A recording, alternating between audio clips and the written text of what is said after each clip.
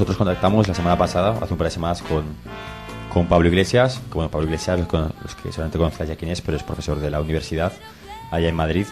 Está especializado sobre todo en el mundo de la comunicación y vino aquí a dar una charla en las jornadas de marzo que han sido estas últimas semanas. Se ha encargado el colectivo de Filosofía y Letras de organizarlas. Y bueno, le preguntamos sobre todo lo que viene siendo el tema de la comunicación. El compañero Víctor hizo una entrevista y aquí en 13 partes la traemos desmigada. Así que vamos a empezar a darle caña. Y bueno, la primera pregunta que le hacíamos entraba en el tema de la objetividad, ¿no? De los medios de comunicación. Si el mito de la objetividad existe. Yo creo que no, que los medios de comunicación son instrumentos de producción ideológica, son instrumentos de intervención política, incluso la propia verdad es algo que está en discusión. En ese sentido, la clave, la palabra de orden no sería la objetividad, sino la rigurosidad. Puede haber información de calidad por parte de medios de comunicación del enemigo, propiedad de grandes empresas y viceversa, pero está claro que no es un problema de objetividad, no es un problema de libertad de prensa, es un problema del tipo de información que se produce. Continuábamos la entrevista lanzando una segunda pregunta. Esta era: ¿qué planteamiento ha de salir de lo que viene siendo el mundo de la contrainformación, de los medios de comunicación alternativos o de los propios medios de comunicación de los partidos políticos? A mí todos esos calificativos no me gustan porque creo que nos sitúan en un plano de subalternidad. Desde el momento en que nos situamos como alternativos, como los medios de contrainformación o como prensa de partido, parece que ocupamos un papel secundario respecto a los grandes medios. La información es información. Aquí la contradicción a la que nos enfrentamos es que los medios de comunicación grandes o bien son propiedades de grandes empresas y hay mucho dinero detrás, o bien son medios públicos, propiedad del Estado o de las administraciones autonómicas. No hay más. Por desgracia, en el Estado español, con la excepción del País Vasco, prácticamente nadie ha sido capaz de construir medios que puedan competir en igualdad de condiciones con los medios privados o con los medios controlados por administraciones estatales. Yo creo que ese es uno de los desafíos. A mí no se me olvida que en este país pudimos volver a ver gente de izquierdas escribir en un periódico cuando un señor con mucho dinero y una sensibilidad muy particular como Jaume Roures decidió crear Público, y eso yo creo que es un mensaje a la izquierda y a sus fracasos a la hora de trabajar la cuestión de los medios de comunicación. Lo diré con una provocación: el tiempo del mundo obrero y de estas cosas se terminó para siempre. Y hilando con ese tema que se acaba de llamar Roures y de Público, cogí al compañero y aprovechaba lanzando la cuestión de que si es posible un periódico como Público o hay que tender hacia otro tipo de cosas, a lo que viene siendo más una cooperativa de trabajadores más que un medio de comunicación de una empresa privada. Más Público es un quincenal y eso puede ser muy interesante, pero no tiene nada que ver con un periódico. Lo que ocurrió en Público es lo que ocurre con cualquier empresa privada. Entonces yo creo que hay que separar los deseos de qué bonito sería un periódico que fuera una cooperativa de trabajadores con sueldos decentes, controlado por un accionariado popular, y lo real. Si eso fuera tan sencillo lo hubiéramos tenido. Yo en estos momentos me conformaría con que pudiera haber un medio de izquierdas, que ese medio responda a una iniciativa privada, empresarial, y que los trabajadores estén sometidos a las espantosas contingencias del mercado, pues ¿qué le vamos a hacer? Pero mientras no seamos capaces de crear lo contrario, yo creo que la política no es una cuestión de voluntad o de lo que declaremos o de lo que debería ser, sino de lo que hay. Cuando existía Público en los periódicos, en los kioscos, podíamos comprar un periódico de izquierdas en papel, y hoy en día sigue siendo una de las cabeceras más importantes del país a nivel digital. Eso cambia el hecho de que esté en manos privadas, y en manos privadas además aliadas con empresas extranjeras como Experiencias Británicas, con un currículum nada edificante en términos políticos. ¿Qué le vamos a hacer? El mundo es así. Y seguimos con otra pregunta, y es: ¿hasta qué punto determinan las condiciones a la hora de escribir en un periódico la empresa privada? ¿En qué medida puede presionar o no puede presionar al periodista? Pues muchísimo. Hay un libro de Pascual Serrano, Traficantes de Información, que lo explica bastante bien. Es prácticamente imposible que un medio de comunicación escriba en contra de sus propietarios o de sus accionistas. Es verdad que a veces hay cierta libertad de expresión en los medios de comunicación, pero también es indudable que cuando se tocan determinadas líneas rojas eso cambia, eso es así, el que paga manda. Creo que en estos momentos a nivel internacional la situación geopolítica hace que entren a jugar otros actores, y creo que lo que estamos viendo con televisiones latinoamericanas o incluso televisiones rusas como Russia Today o iraníes como Hispan TV, creo que abre nuevas posibilidades, pero siempre dentro de ese marco de poder.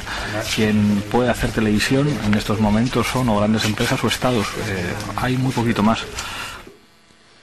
Continuamos con otro punto interesante, siempre candente, y es algo sencillo. ¿Existe la libertad de prensa? Creo que no, existe la libertad de empresa, y yo creo que ahí desde América Latina han llegado mensajes muy interesantes. Si la comunicación es un derecho, ese derecho tiene que estar tutelado por instituciones públicas, y ese derecho no se puede convertir en un privilegio de los poderosos y de los que tienen grandes recursos económicos. Es verdad que no todo lo público es institucional, pero debería haber medidas contundentes de recuperación para la soberanía y de recuperación de la información como derecho, y eso implicaría el control público de la información, que en ningún caso se da. Y hablando de la libertad de prensa y hablando también de Latinoamérica, que sacaba él, era obligada esta pregunta, y es que había de las acusaciones que hay hacia algunos países latinoamericanos en relación a la libertad de prensa, que recogemos las críticas hacia Ecuador o Venezuela, criticados por una falta teórica de libertad de prensa. Pues bueno, una burda defensa de sus intereses por parte de los medios de comunicación afectados, que responden a una serie de intereses empresariales, pero eso a nadie le sorprende. Si el Estado ataca a tu empresa o a tu medio de comunicación, evidentemente vas a decir que ataca a la democracia. Si alguien sabe jugar con los marcos hegemónicos que configuran el sentido común, son los medios de comunicación y sus periodistas, pero eso no cambia la realidad. Es los mismos argumentos que decimos nosotros. El argumento para no renovar la licencia a una televisión privada es la defensa de la libertad de expresión. No me sorprende que utilicen el mismo argumento los afectados.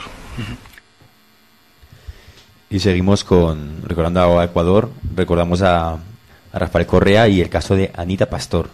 Bueno, pues en qué medida los medios y la profesionalidad de cada periodista van y vienen, tomando el ejemplo de Ana Pastor. Bueno, yo creo que el caso de Ana Pastor es más bien el caso de una pequeña empresaria, ¿no?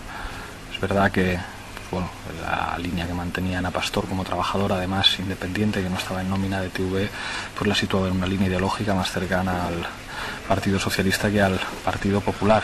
Creo que no es representativa de lo que pueda ser la libertad que tienen los profesionales de la información. Ana Pastor gana mucho dinero y es casi un medio de comunicación en sí misma. Respecto al resto de los trabajadores de la información, pues bueno, hay márgenes en los que pueden operar, y eso es lo que nos permite distinguir entre buenos y malos periodistas, pero de nuevo insisto, hasta cierto punto, y si no se tocan determinadas líneas rojas. Eso lo vemos en todos los medios de comunicación. Y seguimos con una diferenciación entre los conceptos bastante interesantes, y es diferenciar entre la opinión pública y la opinión publicada. Es una pregunta muy difícil, ¿cómo medimos la opinión pública? Entiendo que Correa se defiende, y lo hace muy bien, y defiende la entrevista que le hizo a Ana Pastor era muy valiosa, y defiende de alguna forma las medidas de su gobierno frente al autoritarismo de ciertos medios de comunicación. Y es absurdo identificar lo que dice la prensa con lo que piensa la gente, pero es difícil medir lo que piensa la gente si efectivamente la información sigue siendo un negocio. Y muy interesante la pregunta que viene a continuación, que hacía el compañero, y creo que tenemos que tomar todos nota de esta respuesta, y es la estrategia que han de tener los movimientos sociales frente a los medios de comunicación. Bueno, yo creo que eso es un error. Creo que los medios de comunicación en buena medida crean la realidad, y hay que relacionarse con ellos asumiendo el poder enorme que tienen. Y a pesar de que no hay estrategia virtuosa hasta el final, creo que hay que diseñar estrategias y tácticas lo suficientemente hábiles como para minimizar el daño objetivo que van a producir a las luchas sociales medios de comunicación controlados por empresas privadas. Y dentro del tema de los movimientos sociales y de la importancia de los medios de comunicación y de lo que ellos muestran al mundo y de si lo que muestran o no muestran puede llegar a existir o no existir, viene la novena pregunta. Si existen los movimientos sociales, si aparecen o no aparecen en los medios de comunicación. Sí, yo creo que los movimientos sociales sí aparecen en los medios, a veces incluso contra su voluntad. El problema es que bueno, los medios de comunicación son instrumentos para intervenir políticamente. Si ni siquiera la tercera fuerza política del país, estoy pensando en Izquierda Unida, cuenta con nada que se parezca a medios de comunicación afines, pues no digamos ya los movimientos sociales que tienen que operar en los márgenes que dejan los grandes medios.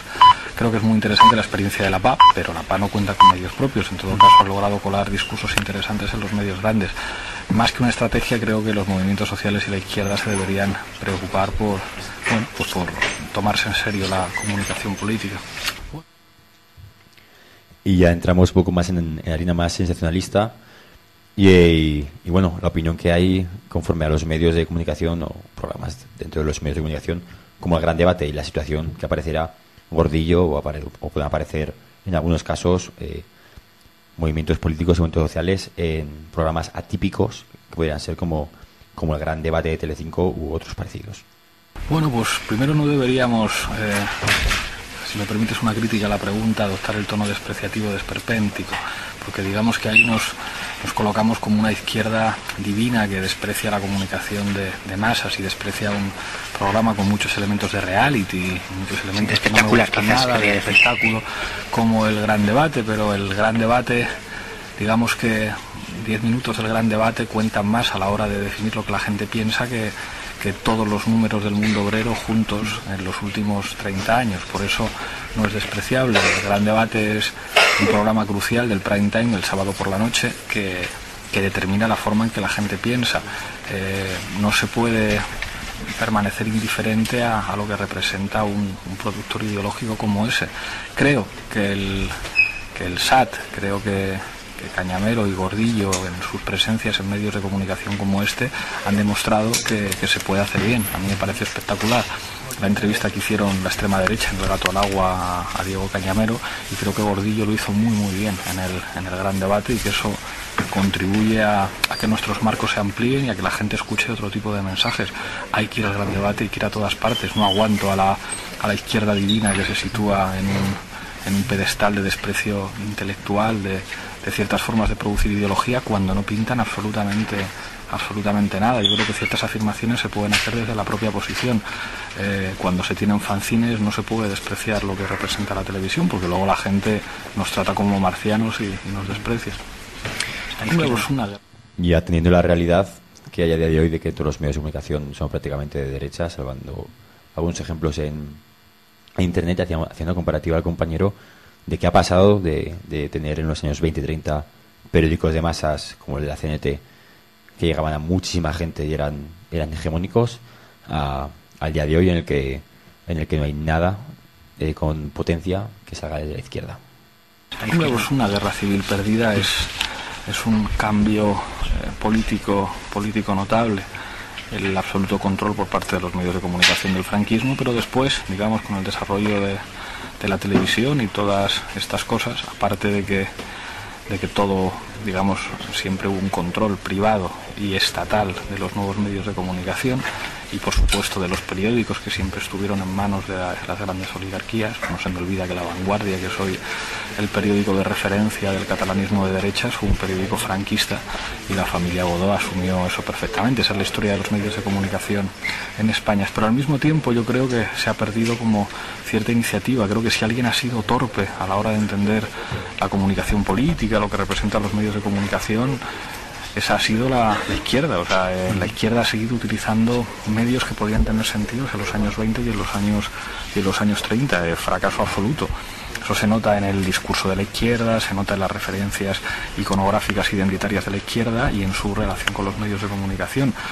Sé que de nuevo esto es provocador. Una de las cosas que ha cambiado es que el talento no ha estado de nuestro lado. Y la última pregunta, más que interesante y más que necesaria y muy importante y recomendable que cojamos nota de esta respuesta, y son qué nuevas estrategias debemos de seguir los medios de izquierdas o la izquierda en general para llegar un poquito a la gente y conseguir desarrollarnos. Muy amplia. Pues yo creo que para empezar, asumir que los medios de comunicación son los que crean la realidad y que el lenguaje audiovisual en estos momentos es determinante. Y eso implica entender también que hay cosas que no son decisiones de partido, que el partido, entendido de una manera orgánica, tiene que intervenir en la sociedad de manera muy amplia. Eso quiere decir que tiene que estar totalmente desvinculado de las organizaciones políticas de la izquierda y darle la batalla en el plano de la sociedad civil. ¿Quién tenía en este país que haber hecho una apuesta seria con respecto a los medios de comunicación? Las organizaciones sindicales, que son de alguna manera la sociedad civil vinculada a la izquierda. No lo han hecho y así nos va. El ejemplo desde el otro lado, la Iglesia Católica. La Iglesia Católica ha tenido claro desde el principio la importancia de los medios de comunicación y del trabajo en el ámbito de la sociedad civil y de la cultura. La izquierda no. Trabajar en el ámbito de la sociedad civil sería la respuesta. Menos congresitos, menos batallas internas, menos discusiones sobre listas, menos estupideces de estas que no sirven para nada y más tomarse la política en serio.